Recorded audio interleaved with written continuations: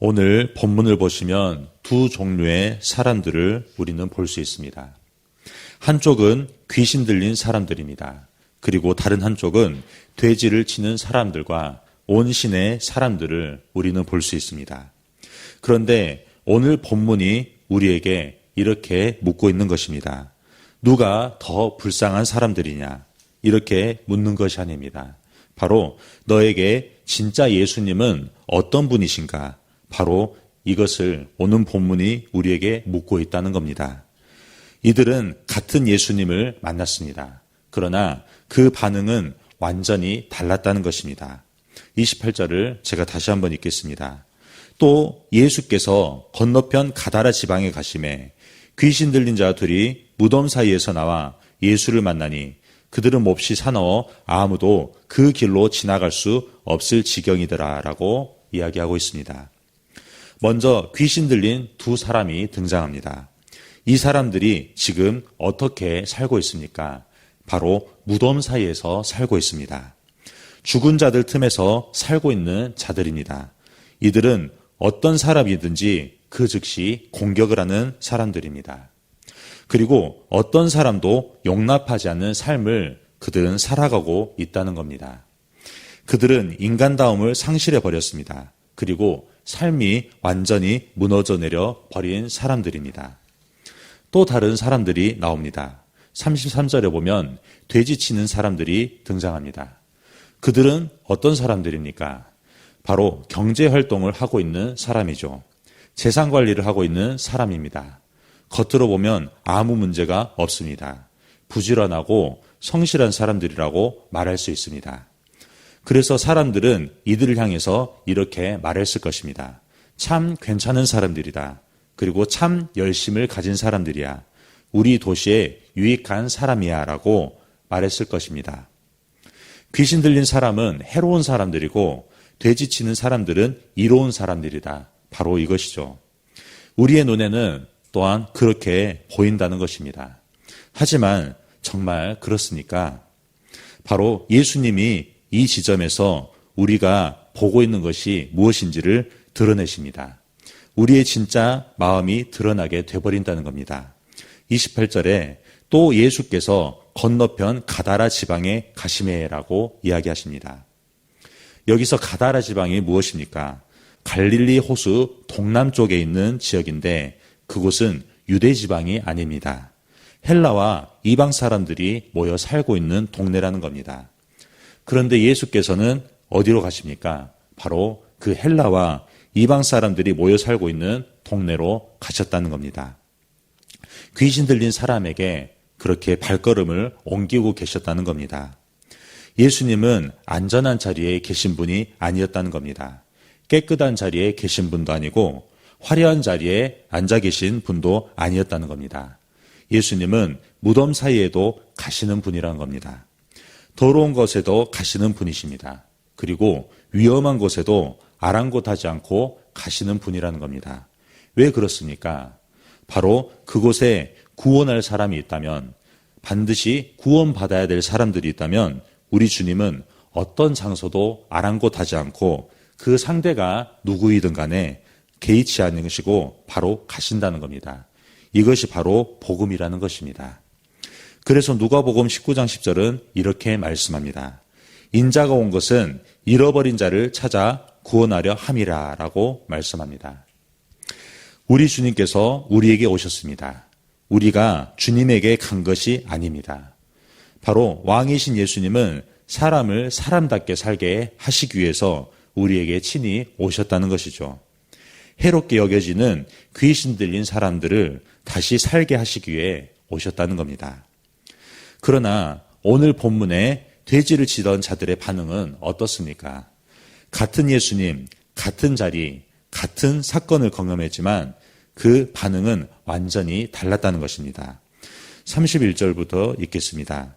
귀신들이 예수께 간거하여 이르되 만일 우리를 쫓아내시려면 돼지떼에 들여 보내주셔서하니 그들에게 가라 하시니 귀신들이 나와서 돼지에게로 들어가는지라 온 떼가 비탈로 내리다라 바다에 들어가서 물에서 몰사하거늘 치던 자들이 달아나 시대에 들어가 이 모든 일과 귀신 들린 자의 일을 고하니 온 시내가 예수를 만나려고 나가서 보고 그 지방에서 떠나시기를 간구하더라라고 이야기하고 있습니다.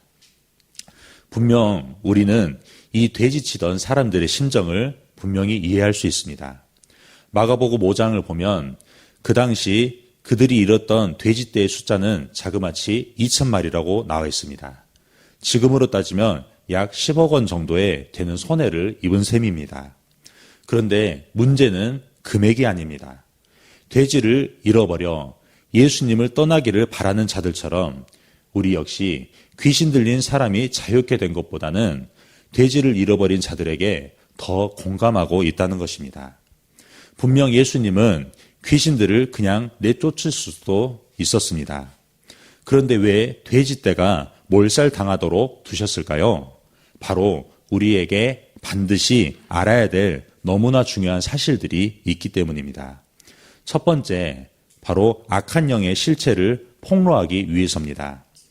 귀신이 돼지떼에 들어가자 그 자리에서 바로 몰살을 당해버립니다. 마귀와 그의 졸개의 귀신들은 절대 사람에게 유익을 주는 존재가 아니라는 겁니다. 처음에는 매력적으로 보입니다. 무언가 잘 될 것만 같습니다. 그러나 반드시 우리의 삶과 가정과 관계와 신앙을 도둑질합니다. 죽이고 멸망시킵니다. 이것이 바로 악한 영들이 하는 일이라는 겁니다. 그럼에도 불구하고 사람들은 깨닫지 못하고 오히려 예수님을 밀어내버립니다. 왜 그렇습니까? 그 두 번째 이유는 바로 돼지치는 사람들의 그 감추인 마음에 바로 이것이 들어있기 때문입니다. 귀신 들린 사람들이 회복되었고 많은 사람들을 바로 두렵게 하던 그들이 사람다움을 회복했습니다. 분명 기뻐하고 함께 축하해야 할 일이라는 겁니다. 그런데 사람들의 반응은 어떻습니까? 오히려 예수님에게 떠나달라고 합니다. 그들에게는 사람보다 더 중요하게 여기는 것이 있었기 때문입니다. 바로 돈이었습니다. 사람보다 돈을 더 사랑했습니다. 그리고 하나님보다 돈이 더 중요했습니다. 그래서 돼지떼를 잃자마자 지체하지 않고 예수님을 거부한 것입니다.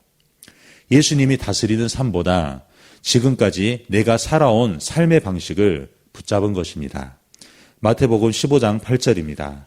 입술로는 나를 공경하되 마음은 내게서 멀도다. 이것은 믿는 것이 아니라 바로 이용하는 것을 폭로하고 계신다는 겁니다. 사람들의 이런 반응에도 불구하고 주님께서는 우리에게 최종적으로 알려주시는 것이 하나 더 있습니다.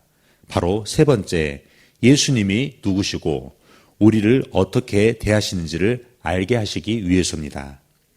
귀신들은 예수님께 돼지떼에 들어가도록 요청합니다.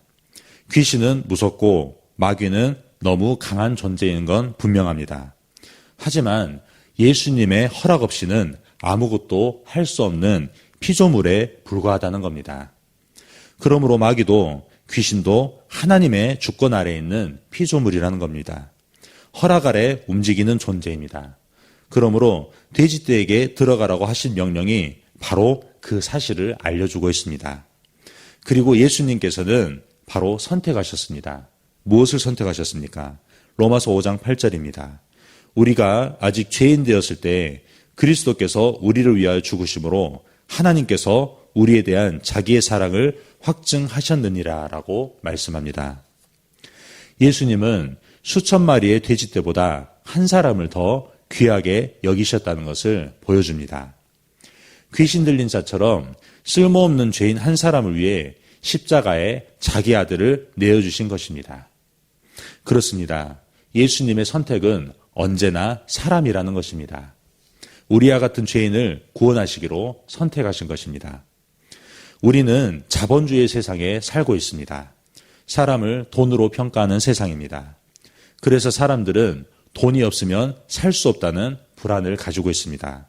돈에 살고 돈에 죽는다는 불안함이 언제나 있다는 겁니다. 그러나 성경은 우리에게 완전히 다르게 이야기하십니다. 갈라디아서 2장 20절입니다. 내가 그리스도와 함께 십자가에 못 박혔나니 그런즉 이제는 내가 사는 것이 아니요 오직 내 안에 그리스도께서 사시는 것이라. 이제 내가 육체 가운데 사는 것은 나를 사랑하사 나를 위하여 자기 자신을 버리신 하나님의 아들을 믿는 믿음 안에서 사는 것이라. 아멘. 우리 주님께서는 십자가에 죽으셨습니다. 그리고 다시 살아나셨습니다. 그리고 우리에게 이렇게 선언하신 것입니다. 너는 내가 내 생명을 내어줄 만큼 귀하다. 그러므로 내가 너를 위하시는 나의 사랑을 의지해서 살면 너는 어떤 상황에서도 인간답게 살아갈 수 있다라고 우리에게 말씀하고 있다는 것입니다. 결론입니다. 예수 믿는 사람은 무엇을 의지합니까? 바로 하나님의 말씀을 의지합니다. 기도로 하나님께 묻습니다. 그리고 선포된 말씀으로 하나님의 응답을 듣습니다. 그 다음엔 무엇이죠? 바로 그 들은 말씀에 순종하며 살아가는 것입니다. 어떤 상황에서도 우리는 인간다움을 잃지 않고 살아갈 수 있다는 겁니다. 참된 왕이신 예수님께서는 스스로 결정하지 않으셨습니다. 항상 아버지께 묻고 듣고 순종하셨습니다. 그리고 그 방향은 어떻습니까? 바로 사람들을 향해 나아가셨다는 겁니다. 하나님이 바라보시는 사람들, 구원받아야 할 사람들을 향한 하나님의 마음을 따라 계속해서 쉬지 않고 나아가셨다는 겁니다. 우리가 그 하나님의 마음을 따라 나아갈 때 하나님의 통치가 어떻게 이루어지는지를 우리는 경험할 수 있다는 겁니다. 예수님의 통치는 사람을 사람답게 살게 하는 통치입니다. 이것이 바로 왕이신 예수님의 통치입니다라고 우리는 고백할 수밖에 없다는 것입니다. 이번 한 주간 그 일을 경험하도록 삶을 허락하신 하나님께 우리는 감사할 수 있다는 겁니다. 그리고 그 구체적인 일하심을 기대하며 사람들을 향해 우리는 담대하게 나아갈 수 있다는 겁니다. 하나님이 세상을 이처럼 사랑하사 독생자를 주셨으니 이는 그를 믿는 자마다 멸망하지 않고 영생을 얻게 하려 하심이라. 아멘. 이 요한복음 3장 16절의 말씀처럼 우리의 입술과 행동 그리고 삶을 통하여 이 놀라운 복음이 전해지는 일이 있으시길 주님의 이름으로 축복합니다. 아멘. 우리 함께 기도하겠습니다. 오늘 새벽에 주신 말씀을 묵상하면서 기도하시 바랍니다. 성도님들의 가정과 직장을 위해 기도할 때 부부관계와 부모관계, 자녀관계 모든 관계된 분들을 위해서 기도하시 바랍니다. 미래세대 청소년부를 위해 기도할 때 섬기는 김지용 목사님과 순장님들을 위해 청소년들의 가정생활과 학교생활, 나아가는 모든 관계 속에서 복음을 경험하도록 기도하시 바랍니다. 종군마을을 위해서 기도할 때 마을장님과 순장님과 순원분들을 위해서 기도하시 바랍니다. 모교 합심기도회와 양육과정을 위해서 기도할 때 문제보다 더 크신 주님께 집중할 수 있도록 기도하시 바랍니다. 바이블 코스가 오늘 저녁 7시 30분 기도실에서 있습니다. 담임 목사님의 건강과 성령 충만 가정을 위해서도 함께 기도해 주시기 바랍니다. 이 나라와 민족과 북한과 열방을 위해 선교사님과 교회들을 위해서 우리 함께 기도하겠습니다. 사랑이 많으신 하나님 아버지 감사합니다.